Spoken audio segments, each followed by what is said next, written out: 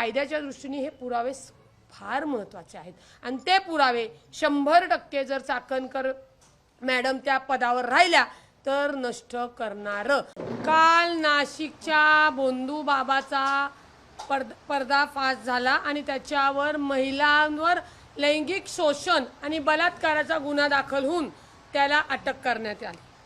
मुळामध्ये मी पहिल्यांदाच तुम्हाला सांगते, हा विषय कोणता पक्षाचा, कोणत्या जातीचा, कोणत्या पंथाचा नाही। हा कालचा जो विषय आहे हा महाराष्ट्रातील समाजातील महिला सुरक्षतेचा, सक्षमतेचा आहे।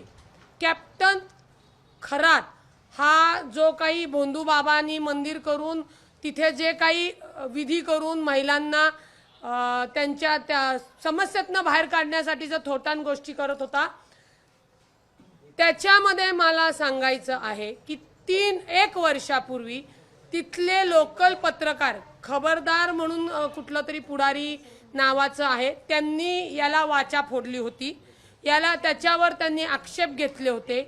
त्यावेळेला महिला आयोगाच्या अध्यक्षांनी श्रीमती चाकणकर मॅडमनी त्यांना खुलासा मागण्यात आलेला होता। मला सांगा, एखाद्या ट्रस्टवर जर कोणी, तुम्ही पत्रकार आहात, तुम्ही लोकांनी जर त्याच्यावर आक्षेप घेतले किंवा काही गैरव्यवहार चाललेत, गैरकृत्य चालले असं सांगितल्यानंतर राज्य महिला आयोगाने त्या खबरदार पुढारीच्या संपादकाला त्याची अहवाल मागण्याचा किंवा माफी मागा म्हणून सांगण्याचा संबंध येतो कुठं? उलट राज्य महिला आयोगाने ती तक्रार आल्यानंतर तातडीने त्याच संस्थेवर गुन्हा दाखल करायला पाहिजे होता, कारवाई लावायला पाहिजे होती, चौकशी लावायला पाहिजे होती, परंतु ते करण्यात आलं नाही। कारण खरातच्या ट्रस्टवर खरातसह स्वतः राज्य महिला आयोगाच्या अध्यक्षा श्रीमती रुपाली निलेश चाकणकर आहे। बरं, कुठलीही व्यक्ती ट्रस्टवर असू शकते, मी वकील आहे, मला त्याचा कायद्याचं ज्ञान पण आहे आणि भान पण आहे, परंतु जर तुम्ही तो बोर्ड बघितला तर तो बोर्ड त्यांच्या नावानंतर खाली अध्यक्षा राज्य महिला आयोग आहे। याचाच अर्थ त्या नराधमांनी ज्या महिलांना शोषण केलेले आहे, त्रास दिलेले आहेत, तुमच्या माहितीसाठी की 58 क्लिप्स आहेत, 58 म्हणजे 58 महिला त्याला बळी पडलेल्या आहेत। आणि जर चाकणकरांनी 1 वर्षापूर्वी जर हा जबरदस्तीचा माफीनामा घेतला नसता तर आत्ताच्या महिलांवर हा अन्याय होण्यापासून वाचला असता। हे तितकंच त्या कायदेशीररित्या खरी गोष्ट आहे। मग का तुम्ही माफीनामा मागितला? तुमचा संबंध नव्हता तर तुम्ही अशा ट्रस्टवर होतात, ठीक आहे, धार्मिक ट्रस्टवर होतात, परंतु त्या नराधमाची हिंमत वाढली। माझ्यासोबत राज्याच्या महिला आयोग आहेत, माझं कुणी वाकडं करू शकत नाही, त्यातनं राज्याच्या महिला आयोग त्यांच्यावर छत्री धरतायत, याचा अर्थ काय? राज्याच्या महिला आयोग त्यांचे पाय धुतायत, याचा अर्थ काय? कुणी कुणाचे पाय धुवायचे का कुणी छत्री धरायची हा ज्याच्या त्याचा वैयक्तिक भाग असला तरी संविधानिक पदावर असलेल्या व्यक्तीला असा कोणताही अधिकार नाही। म्हणजेच श्रीमती रुपाली निलेश चाकणकर यांनी त्या खराताला अभय दिलेला आहे की तू वाटेल त्या महिलांचा बलात्कार कर, वाटेल ते शोषण कर, मी बसलीये राज्य महिला आयोगावर, तुझं केसाला सुद्धा धक्का लागू देणार नाही। हे या त्यांच्या कृतीवरनं आपल्याला दिसून येतं। कारण का? राज्य महिला आयोग महिलांच्या सक्षमीकरणासाठी, सुरक्षतेसाठी आहे।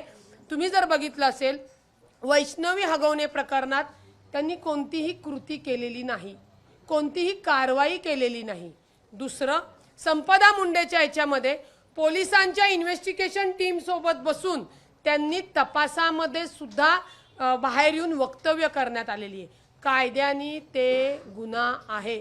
इन्व्हेस्टिगेशन जर पोलिसांचं व्यवस्थित व्हायला पाहिजे असेल, कायदेशीर पद्धतीने व्हायला पाहिजे असेल तर रुपाली चाकणकरनी तातडीने नैतिकतेची जबाबदारी स्वीकारून तातडीने पायउतार होणं गरजेचं आहे।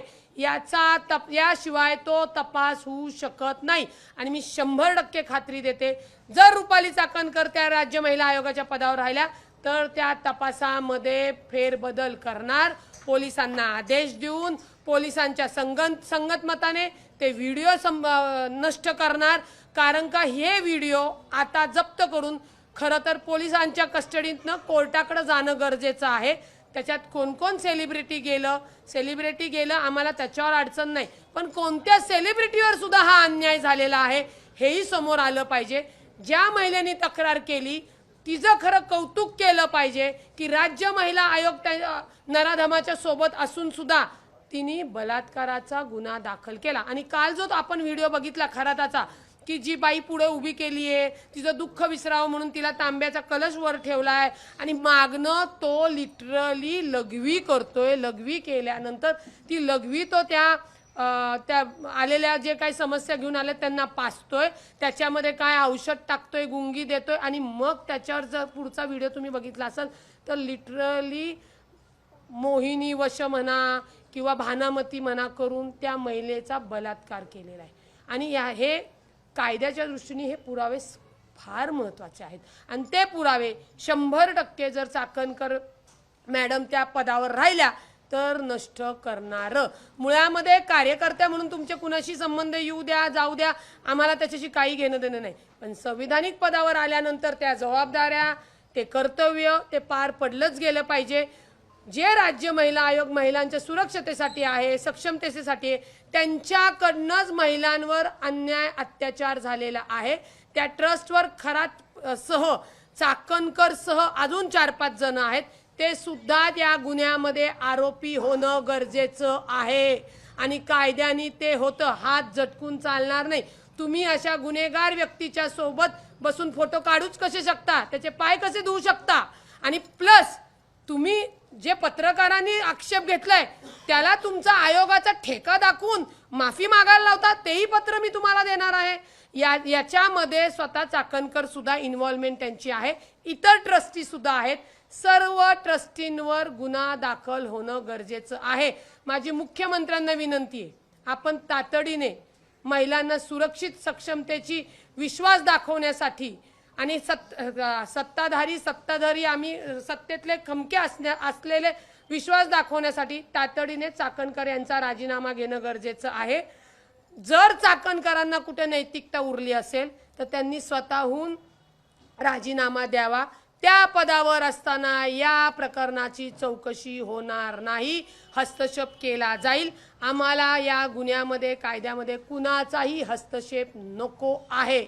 आणि जर तुम्ही राजीनामा दिला नाही तर महाराष्ट्रातल्या संबंध कानाकोपऱ्यातनं तुम्हाला आंदोलन दिसेल आणि त्याची तोशीस ही सरकारवर असेल, एवढं लक्षात ठेवावं. आणि मी एक महिला म्हणून आणि महिलांना न्याय मिळावा म्हणून त्या हक्कासाठी या सगळ्या गोष्टी सांगते. पुन्हा जबाबदारीने सांगते, याच्यात कोणता पक्ष, याच्यात कोणती जात आणि कोणता पंथ आणू नका. समस्त महाराष्ट्राच्या माननीय अजितदादांच्या लाडक्या बहिणींसाठी आजही आम्ही कटिबद्ध आहोत आणि राहणार. त्यामुळे चाकणकर यांनी राजीनामा तातडीने द्यावा. महाराष्ट्रातील सर्व बातम्यांचे विश्वासार्ह व्यासपीठ, सकाळच्या सर्व सोशल मीडिया प्लॅटफॉर्मला लाईक, फॉलो आणि सबस्क्राईब करा. तसंच सर्व नोटिफिकेशनसाठी बेल आयकॉन प्रेस करायला विसरू नका.